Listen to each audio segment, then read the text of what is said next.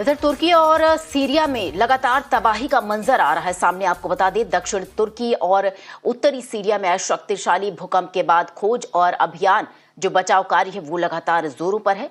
इस बीच क्षेत्र में एक के बाद एक लगातार 3 भूकंप की चपेट में आने से करीब 4000 से ज्यादा लोगों की मौत हो गई है। वहीं अकेले तुर्की की अगर बात की जाए तो 2300 से अधिक लोगों की जान चली गई है, जबकि सीरिया में लगभग 1400 लोगों की मौत हो गई है। वहीं घातक भूकंप से करीब 14000 से ज्यादा लोग घायल भी बताए जा रहे हैं।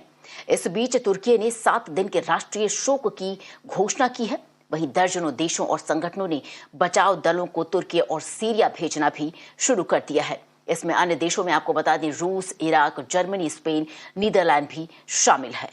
Καταρχάς, να εκφράσω την βαθιά μου οδύνη για τον καταστροφικό σεισμό στην Τουρκία και να τονίσω για ακόμα μια φορά ότι η Ελλάδα προσφέρθηκε πρώτη να υποστηρίξει την Τουρκία και αντιλαμβάνομαι θα μας ενημερώσει στη συνέχεια και σε μεγαλύτερη λεπτομέρεια και ο Υπουργός Πολιτικής Προστασίας ότι έχει ήδη εγκριθεί από τουρκικής πλευράς η αποστολή ενός αεροσκάφους με μια δύναμη της ΕΚΑΜ, η οποία θα συνδράμει στις αποστολές διάσωσης.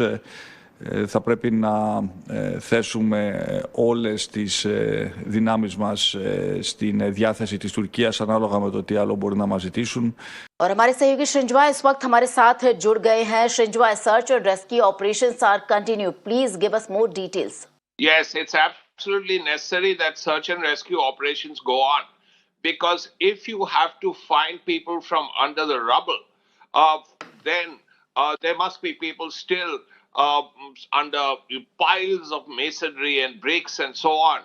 You have to do it in the first 48 hours, because many of those people may be very injured and may be in pain and so on. It's a huge human tragedy, 4,000 people killed, but rescue operations have to go on regardless of whether it's snowing, whether it's cold, because there are people there under the rubble somewhere. You either have to get bodies out, or there are people who are alive, who are injured, who have to be pulled out of that rubble. And if you have to do it, you have to do it in the first 48 hours. So today is going to be very, very crucial. All of today, the rescue operations have to go on, and as many people who can be rescued have to be rescued.